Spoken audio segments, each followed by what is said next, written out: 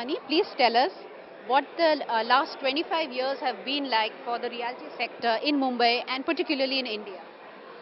See, when you ask about last 25 years, you are talking about somewhere in 1980, and not 1980 but 1985. There used to be the land which would come from government, which we call as collector land, and those lands will be given to the cooperative societies, and they will build and allot the flats to their members. And another source of land used to be the private holding, which would be either of individuals or of companies. And third source would be MADA and the Sitco. Now, in those years, MADA was a major supplier because they would also construct either the flats and allot it through lottery system to the members, or they will give the plots again to the societies, individuals, and when it comes to society, they will give it to middle income group, low income group, high income group, and stock will come either in form of plots or otherwise. Now, when it came to 1995, then it was a peak period. Infrastructure was comparatively good, what it is today, water system, drainage, street lights, and the policy was also good because it was encouraging developers in taxation, and there were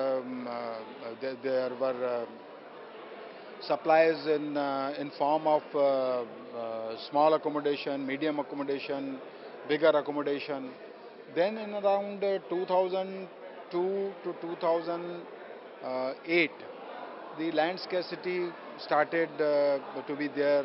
Government land has also government land also started shrinking, and there would be less societies. MADA also had whatever land, open land at that time.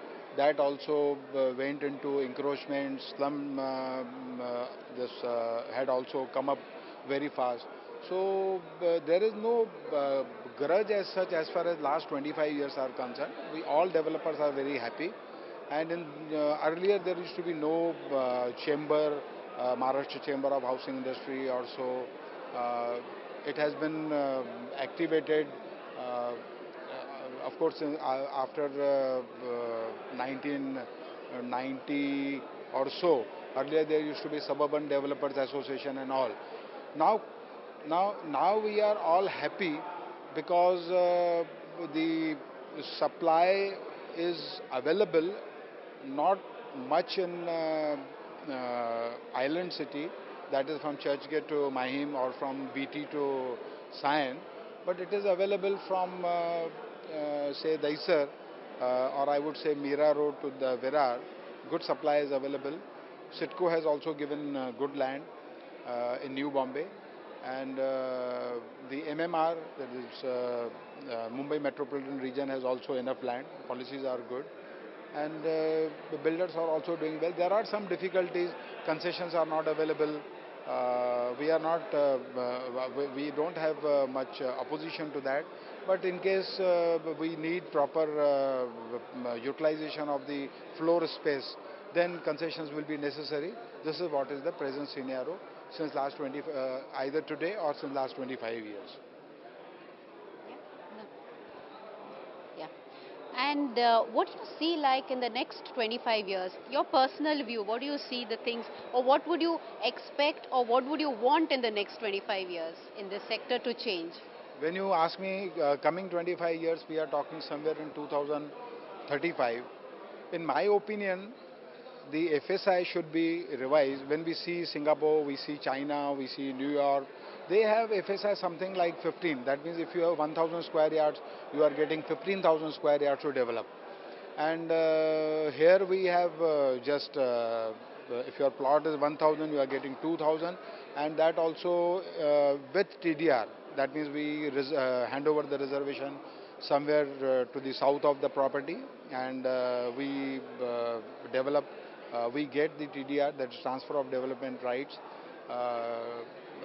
that we call through DRC, uh, and we develop 1+1. So if we have additional FSI, our cost will also go down as far as our this out-of-pocket expenses or development charges or our payments to our consultants and all, because it will be shared on the entire development. And we are very much interested in creating more and more infrastructure on public-private partnership also, since we understand that every time there is a question as to how the FSI can be increased unless the infrastructure is there.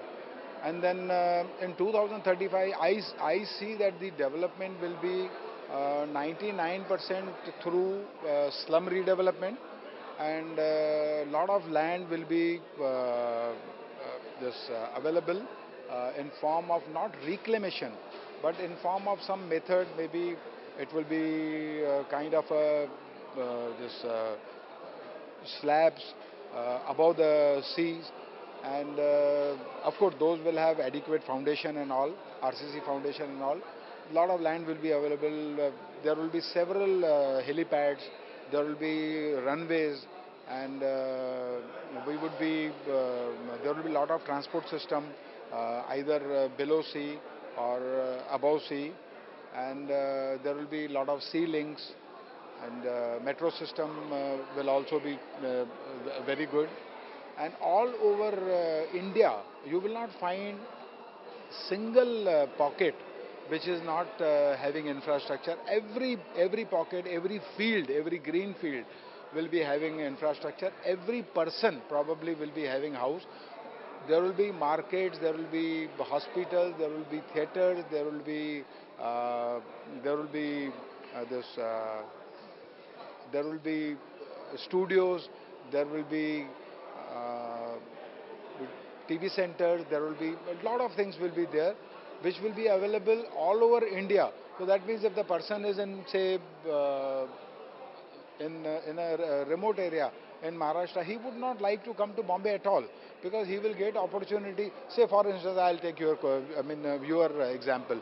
You are a journalist. Suppose you are earning 30,000 rupees in Bombay.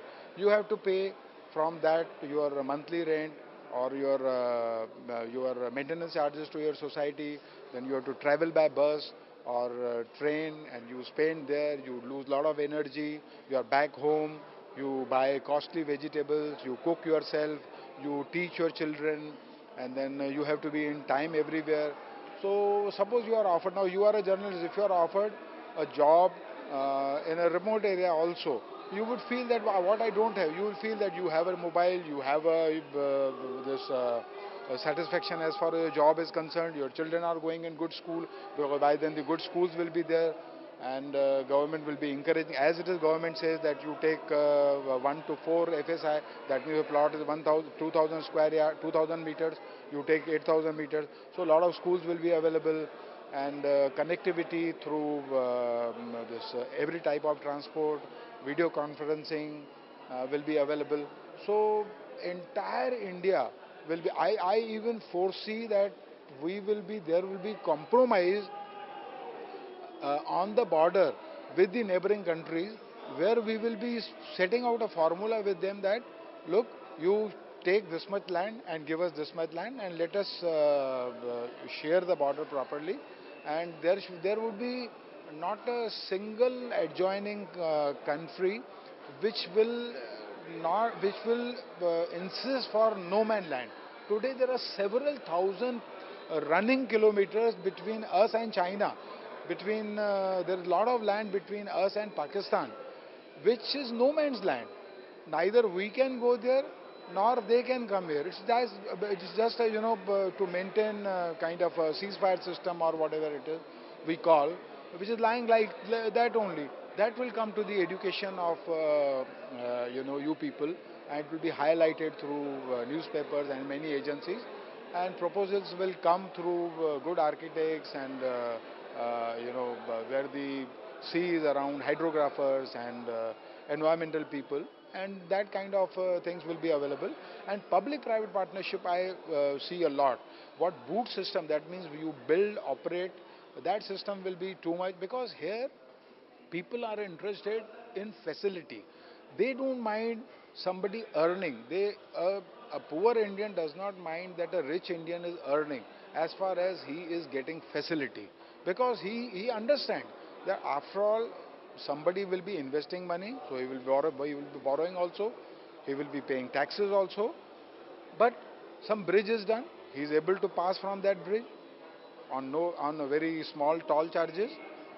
He doesn't mind, because he's reaching his house, her house, very easily. And how many quality years one has after the person become major, maybe after 18, or when the person is fully responsible at the age of 28, 30, how many quality years are there?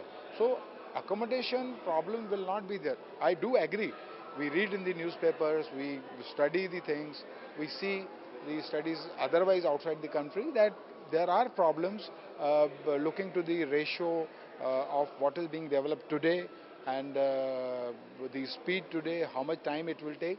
But at the same time, I see, you see, you look at the revolution in telephones. I remember there used to be time when we were not able to get the telephone line. I remember I had bought this one telephone line at 5,000 rupees in 1973, and I was not able to really understand as to after 20 years what will happen. But look, today a sweeper has also mobile, and it has the cost of the mobile is what.